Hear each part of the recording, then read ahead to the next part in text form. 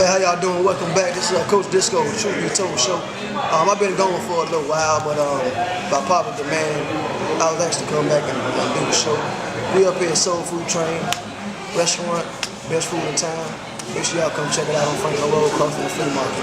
Today I have with me two special guests, friends of mine. I got Coach Joe with the Georgia Panthers. Glad to be here, Disco. Owner of the Georgia Panthers, and I got Coach Duca, owner and head coach of the Georgia River Dogs. And y'all know me, Coach Disco with the Georgia Canes. Fellas, how y'all doing? Doing great. How you doing? Glad to be here. Good. All right, I brought y'all here today, man, because at once upon a time, y'all used to be real good, close friends. And I'm pretty sure y'all friends to a certain degree. This Saturday, we have a huge game going down. I got a couple of questions I want to ask for myself, but before we go on with the show, I want to make sure y'all cool with that. Fair enough. You cool with that? Cool. All right.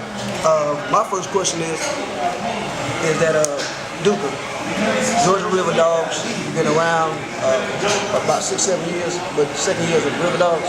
Yep. What does this game this Saturday mean to you? Because last year you made a film, you and Mr. Travis over there, about the Panthers, and y'all don't have no good feelings towards the Panthers.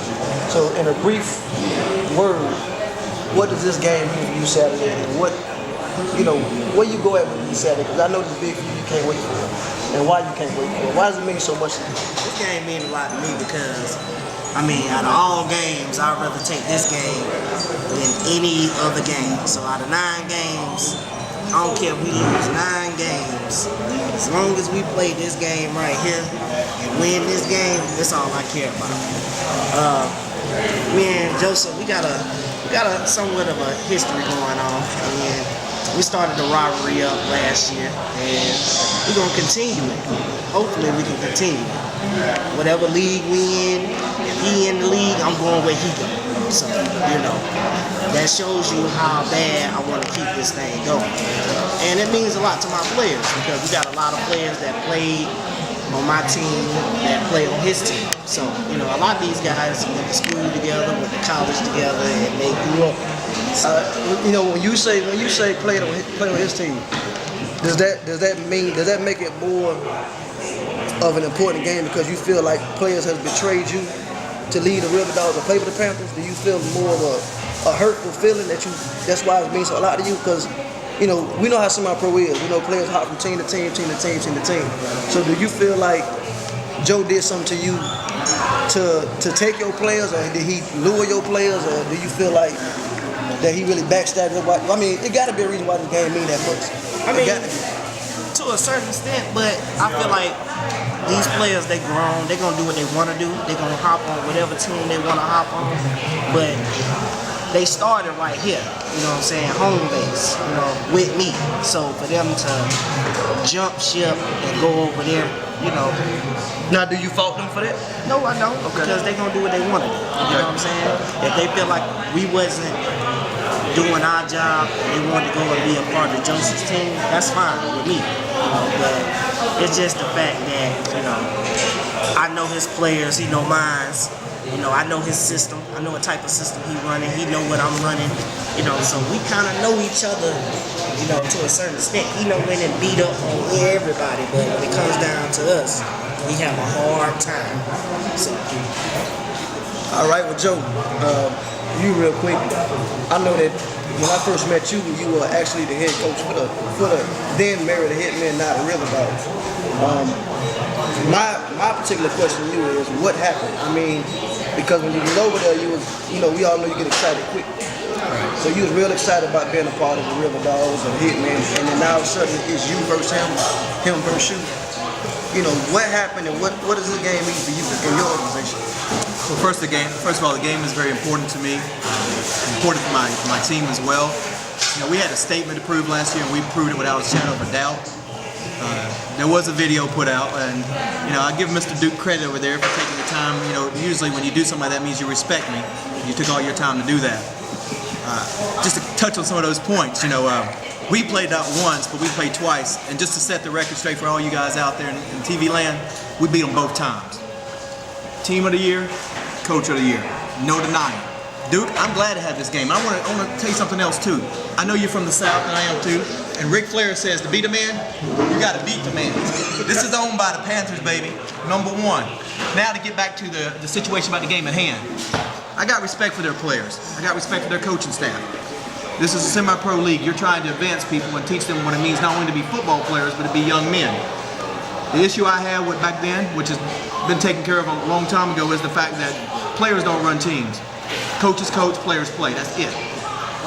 I stand by that motto even today. I get rid of the players at the Panthers who don't go by that motto. You cannot ask a young man to come to practice when you don't show up. You cannot ask a young man to believe in you if you ain't doing things for him to believe in you. This is going to be a great game. They got great athletes. I'm looking forward to it. So, Go ahead, to answer my question, like I said, what was the reason why you left the River or the Hitman and started your organization? What led you to that? Back then it was the unorganized disrespect of the coaching staff. Players ran the league, players ran the team, and if you ask a guy to coach for you, you gotta and he's your head coach. Players have got to respect that role, and at that time, and that's like I said, that's in the past. But at that time, we had issues. Okay, stop right there. Let me let Duke get on Sure. there. Duke, when he came over there, when I was talking to you, you was excited about having him over there as your head coach. What happened? What was your version of what happened over there? Well, the thing about it is, it's hard to stand I stand behind my coaches 100%. But it's hard to stand behind your coaches when every week, there's a new guy coming in, and you got several guys that have been on this team that have been here 4 or 5 months and putting in all the hard work and dedication. And we got to bring somebody in that's been the USFL Player of the Year to start over this guy getting to pay his dues, and we don't know this guy from Joe Blow. So these players have a problem with that, and it's hard to stand behind that. You want to be honest and upfront, but you can't do it when your coach is just bringing in new players. Okay, I'll respond to that, please. Go ahead. To respond to that, just because you say you're on a football team doesn't mean you're on the football team. When you got 8 people showing up for practice and then 45 to 50 showing up for a game, and if you allow that as an owner or as a head coach, then that's the issue. Players get mad at me because you know what? I do replace players because that's what I do. You don't pay your fees, you don't come to practice, you are subject to be terminated. I don't owe you anything, the league doesn't owe you anything. If you don't do what's right at home, don't expect to get on the playing field on Saturday. And that was one of the issues because no one wanted to hold people accountable. Now, Georgia Panthers have been in existence for 2 years. We got 72 players on our roster. There's a lot to be said for that. And there are players today that don't come to practice. And I add people all the time. When the league says I can add up disco, I add. When they say I cannot, I cut off. But if you don't pay your money, you don't come to practice. So is it safe to say that you left because you didn't like how Duke was running the program over there at the Hitman at that time? Is that why you left? It's Duke's program. He can run it the way he wants to run it. That's not the way I would choose to run my program. Because we both know I met Duke, and this is not about me, but I met Duke, and I knew how my demeanor is. Everybody know me, know how I am. So I knew from the very get-go it couldn't be 2 alphas. That's why I went and started with Georgia Canes, and he knows that. Now y'all know I go off on you one day and friends with you next is no hard feelings. But back to you, Duke. I know it's personal, bro, because you don't call me no other time until it's time to play the Panthers. So I know this game means a lot to you. And over there you got Mr. Travis, your wide receiver, and I know we all know he got a lot he want to say. So I got something to say real quick. Go ahead. He got 72 ball players. I got 30. We call ourselves 300, and I'm gonna let that be known, 300, because when we on that field, you're not seeing 30 guys, you're seeing 300 of them, and they coming like a pack of dogs. Excuse me, a pack of poodles. Hey, he calls himself 300 because that's how much money he needs to pay for the referees. That's what he calls himself 300. Hold on. Let's address this real quick, okay?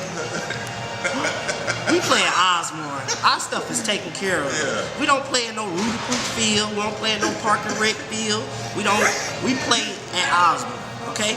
You playing at Osborne in this game? At this game. Okay. But, okay, let me ask you a question. This could be for anybody on the panel.